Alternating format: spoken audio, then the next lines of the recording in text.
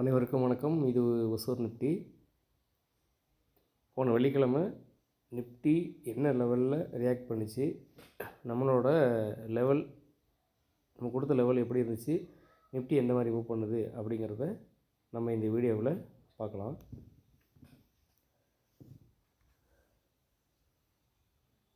$23,635க்கு மேலே நிஃப்டி பையின்னு சொல்லியிருந்தோம்.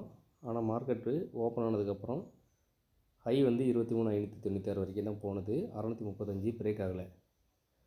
நம்மளோட செல்லிங் பாயிண்ட் பார்த்திங்கன்னா 23,464 பிரேக் அடித்தா செல்லு.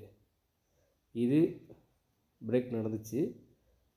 எத்தனை மணிக்குன்னு பார்த்தீங்கன்னா 9:30 மணிக்கு 23,464 நிஃப்டி லெவல் பிரேக் ஆச்சு. இந்த லெவல் பிரேக் ஆனால் நம்மளோட டார்கெட் வந்து 23,368, கிட்டத்தட்ட 94 பாயிண்ட்டு. இந்த இடத்துல நம்ம புட் ஆப்ஷன் என்ட்ரி ஆகணும் அப்படின்னாக்க தாராளமாக என்ட்ரி ஆகலாம், 100 பாயிண்ட் கிடைக்கும். ஆனால் அது வந்து ரிஸ்க்கு.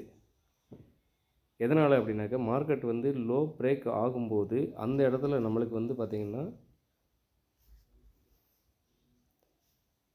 ஒரு ரீட்ரேஸ்மெண்ட் கிடைக்கணும். நான் ஏற்கனவே சொன்ன மாதிரி இங்கே பாருங்கள்,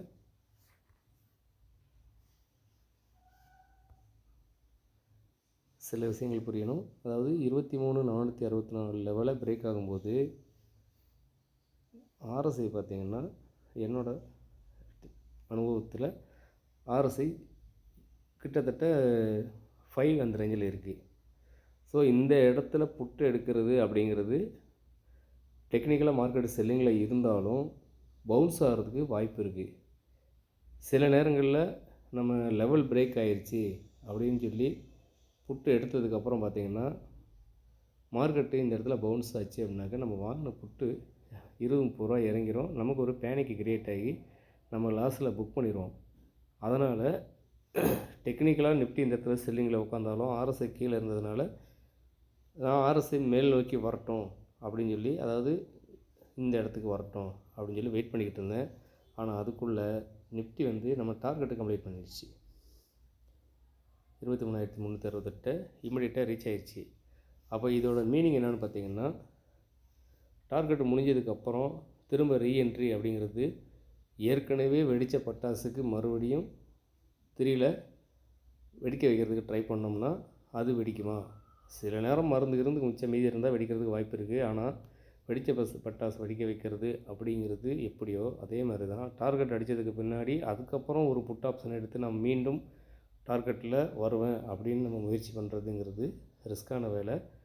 அதனால் ஓப்பனாக சொல்கிறேன், இந்த இடத்துல நான் ட்ரேட் எடுக்கலை. ஆனால் நம்ம கணக்கு பிரகாரம் என்ன நடந்துச்சுனாக்க 463 பிரேக் அடித்ததுக்கப்புறம் 364ங்கிற 100 பாயிண்ட்டை டார்கெட்டு கொடுத்துருச்சு. நான் அதுக்கப்புறம் இன்னொரு விஷயத்துக்காக வெயிட் பண்ணேன்.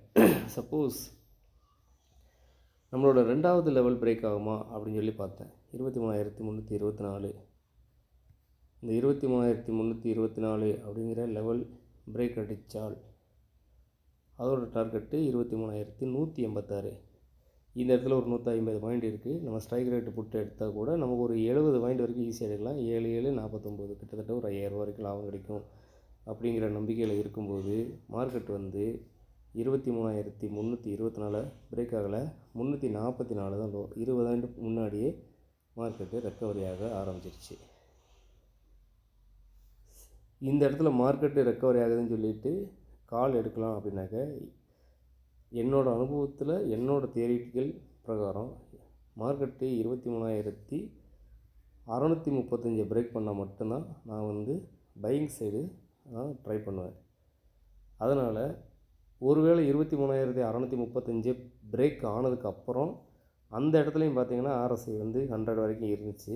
அது பிரேக் அடித்து ஆர்எஸ்ஐ 0 வந்தால் தான் கால் வாங்கணும் அப்படிங்கிற கான்செப்டில் நான் இருந்தேன். ஆனால் மார்க்கெட் வந்து பார்த்திங்கன்னா 23,596 வரைக்கும் தான் போச்சு. நம்ம பையிங் சைடும் போகலை. அதனால் நேற்று நம்ம லாஜிக் பிரகாரம் எந்த என்ட்ரியும் இல்லைங்கிறது நிதர்சனம். அதே நேரத்தில் நான் எந்த ராங் என்ட்ரியும் போகலை. எனக்கு வாய்ப்பு கிடைக்கல, என்ட்ரி போகலை. வாய்ப்பு கிடைச்சிருந்தா கண்டிப்பாக வந்து ஒரு லாட் ட்ரேட் பண்ணியிருந்தாவே ஒரு 3,500 ரூபாயிலேருந்து ஒரு 4,000 வரைக்கும் ப்ராஃபிட் எடுத்துகிறதுக்கு வாய்ப்பு அதிகம். நண்பர்களே, மறுபடியும் சொல்கிறேன், ஒசூர் நிஃப்டி சேனல் இந்த நிஃப்டி லெவல் கொடுக்குறதுக்கு எல்லாமே உங்களுக்கு ஒரு கைடு பர்பஸில் தான். நான் செபி ரெஜிஸ்டர்டு அனலைசர் கிடையாது. எந்த காலையும் எந்த புட்டையும் வாங்க சொல்லி நான் பரிந்துரையும் பண்ணுறது கிடையாது. நீங்கள் ட்ரேடராக இருந்தீங்கன்னா இந்த லெவலை பயன்படுத்தி உங்களுக்கு யூஸ்ஃபுல்லாக இருக்கும். இறுதி முடிவு உங்களோடது. கண்டிப்பாக இது உங்களுக்கு உபயோகமாக இருக்குன்ற நம்பிக்கையில் நான் தொடர்ந்து இந்த வீடியோவை நான் போஸ்ட் பண்ணுறேன். நீங்கள் ஒசூர் நிஃப்டி சேனலை சப்ஸ்கிரைப் பண்ணுங்கள். லைவ் கால்ஸ் நம்ம ஒசூர் நிஃப்டிங்கிற டெலகிராம் சேனல்லையும் போஸ்ட் பண்ணுறேன். அதுவும் பார்த்திங்கன்னா நம்ம பரிந்துரை கிடையாது. இந்த இடத்துல வாங்கினா லாபம் வரும் அப்படிங்கிற ஒரு அனுமானத்தை தான் கொடுக்குறேன்னு தவிர யாரையும் வாங்க சொல்லி கட்டாயப்படுத்துறது கிடையாது. அதனால் ஒசூர் நிஃப்டி சேனலில் நிஃப்டி லெவலை ஃபாலோ பண்ணுங்கள். லைவ் காலுக்கு டெலகிராம் சேனலை ஃபாலோ பண்ணுங்கள். நான் நிஃப்டி லெவலுக்கு எந்த பெய்டு கிளாஸும் எடுக்கிறது இல்லை. அதே நேரத்தில் கால்ஸ் கொடுக்குறதுக்கும் நம்ம பணம் வாங்குறதும் இல்லை. என்னோடய அனுபவத்தை இங்கே பகிர்ந்துக்கிறேன். ஏற்கனவே அனுபவம் இருக்கிற நண்பர்களுக்கு இது எப்படி பயன்படும்னு எனக்கு தெரியாது. ஆனால் பங்குச்சந்தைக்கு புதுசாக ஒவ்வொரு மாதமும் பல ஆயிரம் இளைஞர்கள் வந்துக்கிட்டு தான் இருக்காங்க. அவங்களுக்கு ஒரு துளியேனும் பயன்படும் அப்படிங்கிற நம்பிக்கையில் இந்த வீடியோவை நான் போஸ்ட் பண்ணுறேன். இது வரைக்கும் இந்த வீடியோவை ஃபாலோ பண்ண அனைத்து நண்பர்களுக்கும் நன்றி, வணக்கம். நன்றி நண்பர்களே.